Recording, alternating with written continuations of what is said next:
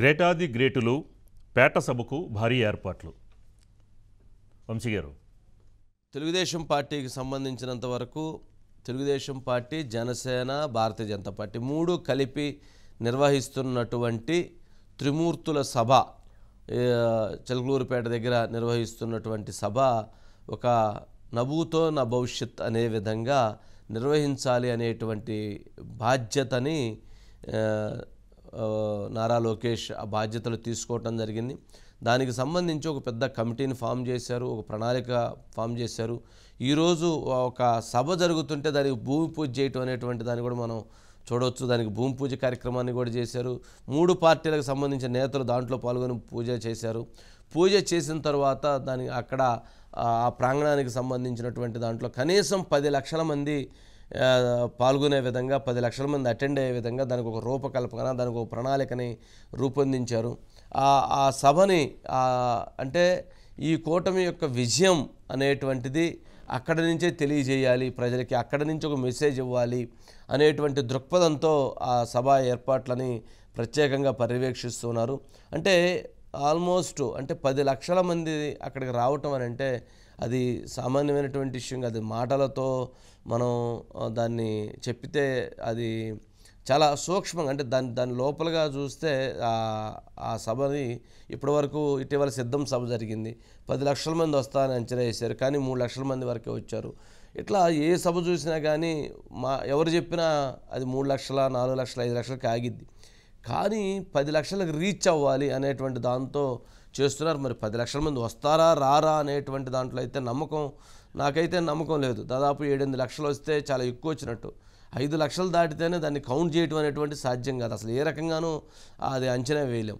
అలాంటిది 10 లక్షలకు తగ్గకూడదు అనేటువంటి ఒక లక్ష్యంతో ఆ యుద్ధం సభని రెడీ చేస్తున్నారని అంటే ఖచ్చితంగా అది ఆంధ్రప్రదేశ్ రాష్ట్ర చరిత్రలోనే ఒక 3 పార్టీలు కలిపి నిర్వహించినటువంటి ఒక పెద్ద సభగా రికార్డు బద్దలు కొట్టేటువంటి పరిస్థితి ఉంటుంది. సరే, ఆ సభ ద్వారా 3 పార్టీల పొత్తు కలయిక ఎందుకు జరిగింది, 3 పార్టీల యొక్క పొత్తు లక్ష్యం ఏంటి, 3 పార్టీల పొత్తు ద్వారా ఆంధ్రప్రదేశ్ రాష్ట్రానికి ఏం చేయబోతున్నాము, ఆంధ్రప్రదేశ్ రాష్ట్ర భవిష్యత్తు తరాలకి ఏమి మేము చేయాలనుకుంటున్నాం అనేటువంటి మెసేజ్ని ఇవ్వటంతో పాటు గత 5 సంవత్సరాలలో జగన్మోహన్ రెడ్డి గారి యొక్క ప్రభుత్వంలో జరిగినటువంటి వైఫల్యాలని, దానిలో జరిగినటువంటి నష్టాలని, ప్రజలకు జరిగినటువంటి నష్టాన్ని, ప్రభుత్వం వలన రాష్ట్రానికి జరిగినటువంటి నష్టాన్ని కూడా తెలియజేసేటువంటి ఒక ప్రణాళికతో రేపు ఆ సమావేశంలో మాట్లాడటానికి కూడా సిద్ధమవుతూ ఉన్నారు.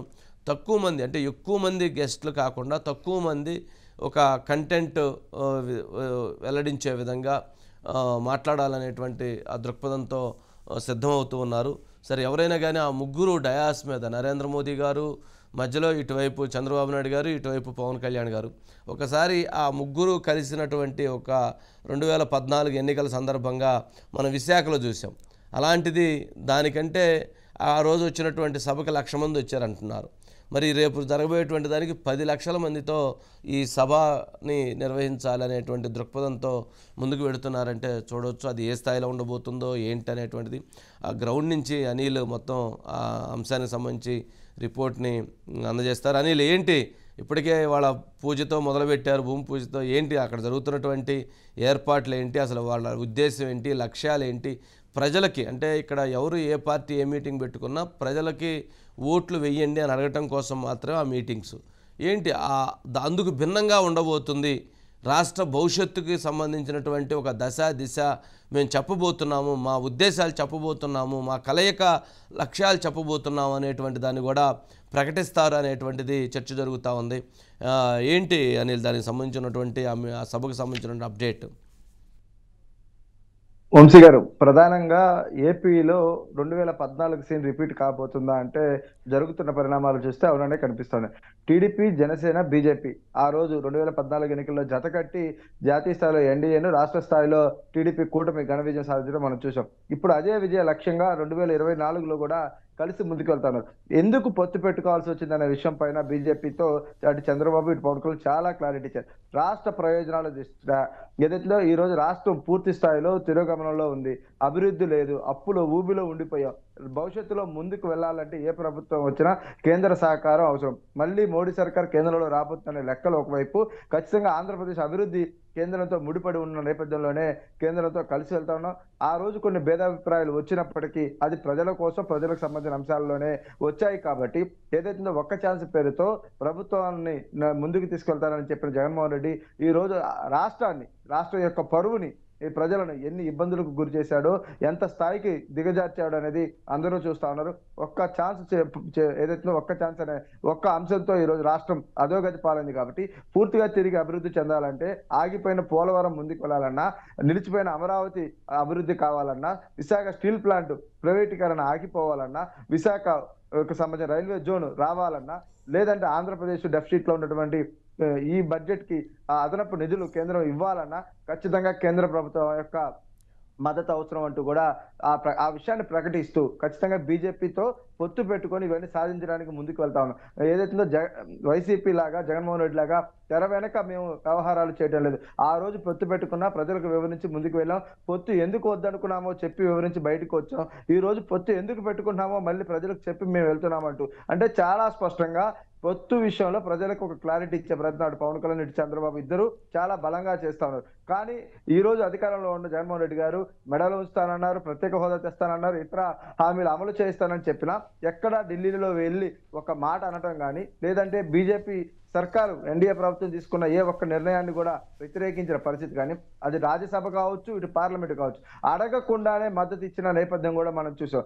కానీ ఎన్డీఏలో లేకుండా బయట ఉన్న పార్టీల పరిస్థితి వేరుగా ఉంటుంది. వాళ్ళ ఆలోచనలు ఉన్నా కానీ ఎన్డీఏకి పూర్తి స్థాయిలో మద్దతు తెలపడం ముఖ్యమంత్రి గారు, వైసీపీ నేతలు మనం చూసాం. కాబట్టి అది తెర వెనకపోవచ్చు. కానీ రాష్ట్ర ప్రజల కోసం, రాష్ట్ర ప్రయోజనాల కోసం మేము పొత్తు పెట్టుకొని భావితరాలను ముందుకు తీసుకెళ్లాలనేది మా ఆలోచన కూడా చంద్రబాబు, పవన్ కళ్యాణ్ స్పష్టం చేయడంతో పాటు ఉమ్మడి సభను ఏదైతే 10 లక్షలకు పైగా జన సమీకరణ చేసి ఆంధ్రప్రదేశ్ ప్రజలు ఆశలు, ఆకాంక్షలు మీరు నెరవేర్చాలి ప్రధానమంత్రి గారు అంటూ కూడా ఒకసారి మోడీకి విన్నవించాలి. ఈ యొక్క కూటమి యొక్క సత్తా, దమ్ము, ధైర్యం ఎంతవరకు ఉంటుంది, ప్రజల మద్దతు ఏ స్థాయిలో ఉందనేది మోడీ గారికి చూపించాలన్న ఉద్దేశంతో భారీ సంఖ్యలో జన సమీకరణకు కూడా తెలుగుదేశం, జనసేన కంకణం కట్టుకుని ముందుకెళ్తా ఉన్నాయి. 3 పార్టీలతో ఏర్పాటు చేసినటువంటి సభకు నారా లోకేష్ కోఆర్డినేషన్ బాధ్యతలు తీసుకొని కూడా పెద్ద ఎత్తున ఏర్పాట్లు పర్యవేక్షణ చేస్తున్నారు. ఈరోజు ఉదయం పూజా కార్యక్రమంలో కూడా ఆయన పాల్గొన్నారు.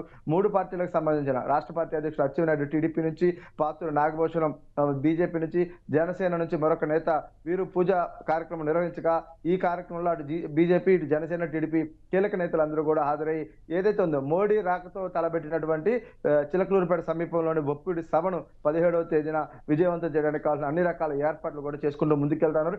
ఈ వేదిక నుంచి ప్రధానమంత్రి చేత ఆంధ్రప్రదేశ్ అభివృద్ధికి కట్టుబడి ఉన్నాం, ఖచ్చితంగా అభివృద్ధి విషయంలో మేము ముందుకు వెళ్తాం, ఆంధ్రప్రదేశ్కి ఏం కావాలో ఆ విషయాలన్నీ నేను పూర్తి చేస్తాననే హామీని ప్రధానమంత్రి నోటి మీదుగా, ఎందుకంటే ఆగిపోయిన పోలవరం, నిలిచిపోయిన అమరావతి, ముందుకు కదలని రైల్వే జోను, విశాఖ ప్రైవేటీకరణ, ఇలా అనేక అంశాలు రాష్ట్రానికి సంబంధించి ముడిపడి ఉన్నాయి కేంద్రంతో. వాటన్నిటి విషయంలో కూడా ప్రధానమంత్రి గారు మద్దతు తీసుకొని ఆయన చేత ఒక హామీ ఇప్పించి రాష్ట్ర ప్రజలను ఒప్పించి గెలవాలనేది కూటమి యొక్క ఆలోచనగా కనిపిస్తా ఉంది. చంద్రబాబు కావచ్చు, పవన్ కళ్యాణ్ కావచ్చు ఇదే విషయాన్ని పదే పదే చెప్పడం చూస్తాను.